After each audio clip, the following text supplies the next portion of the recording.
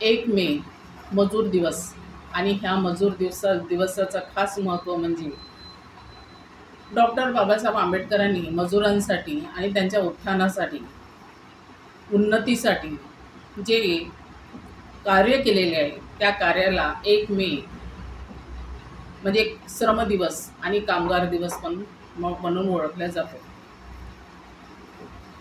आधी 16-16 घंटे कामगारांना काम करावं लागत असतं, मजुरांना. 16 घंटेमध्ये त्या मजुराची हालत इतकी बेकार होऊन जायची की त्याच्यामध्ये काही प्राण वाचायचे नाही आणि अतिशय त्रास असायचा त्याला. त्यानंतर ते 16 घंटे घटवून 8 घंट्यावर आणणारे हे महामानव डॉक्टर बाबासाहेब आंबेडकर. महिलांसाठी मातृत्व संरक्षण हा कायदा डॉक्टर बाबासाहेब आंबेडकरांनी आणलेला. मातृत्व संरक्षण आणल्यामुळं महिलांना गरोदरपणात किंवा बाळंतपणात 3 महिन्याची रजा, त्याचबरोबर त्यांना त्यांचे पेमेंट पण कापण्यात येणार नाही, अशा सवलती त्यांना देण्यात आलेल्या आहेत. आपला भारत देश सोडला तर अन्य देशामध्ये हे लागूसुद्धा नाही आहे. आणि तेथील महिला त्यासाठीच प्रेग्नेंट व्हायला किंवा मूल जन्माला घालत नाही की 3 महिन्याची रजा जाईल आणि त्याचबरोबर प्रेग्नेंट असल्यावर जॉब पण जाईल. यामुळे तेथील महिला जॉबच्या मुळं आणि सुटीच्यामुळं मुलं जन्माला घालायला मागे पुढे पाहतात. पण आपल्या भारतामध्ये महिलांना 3 महिन्याची रजा आणि अवकाश दिलेला आहे. त्याचबरोबर त्यांना पेमेंटसुद्धा लागू करण्यात आलेलं आहे. आणि ते जे घडलेलं आहे ते फक्त या महामानवामुळं, की जे महामानव एका स्त्रीची त्रास काय आहे ते जाणून घेत नाही, पण हे जाणून घेतलं आहे की या युगपुरुषांनी, महामानवांनी, ज्ञानसूर्यांनी, सूर्यपुत्रांनी. तर ते महामानव म्हणजे डॉक्टर बाबासाहेब आंबेडकर. महिलांच्या उन्नतीसाठी आणि बाल संरक्षण कायदाही त्यांनी तयार केलेला आहे. त्यामध्ये बालमजुरी, जिथे लहान मुलांना काम करण्यास सक्त मनाई आहे, ते पण कायदा डॉक्टर बाबासाहेब आंबेडकरांनी केलेला. तसंच इंडिपेंडंट डे ही लेबर पार्टीची स्थापना सुद्धा डॉक्टर बाबासाहेब आंबेडकरांनी केलेली होती. दुर्घटना विमा, मजुरांसाठी दुर्घटना विमा, प्रोव्हिडंट फंड आणि TADA, मेडिकलची सुविधा आणि सुटी, अपघात झाल्यास ह्या सगळ्या त्यांना ज्या सवलती पाहिजे होत्या त्या सवलती डॉक्टर बाबासाहेब आंबेडकरांनी दिलेल्या आहेत. आंतरराष्ट्रीय मजूर दिवस डॉक्टर बाबासाहेब आंबेडकरांनी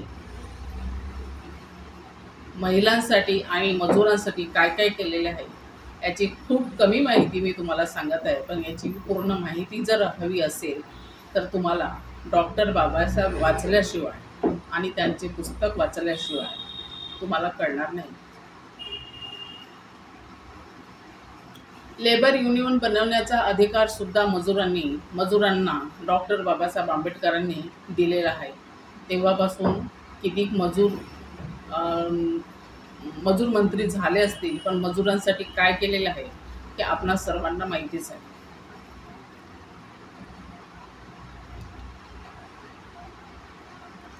जाती व्यवस्थेचा विरोध त्यांनी केलेला होता.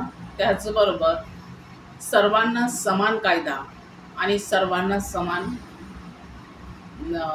सवलती हे सुद्धा डॉक्टर बाबासाहेब आंबेडकरांनी केलेलं होते.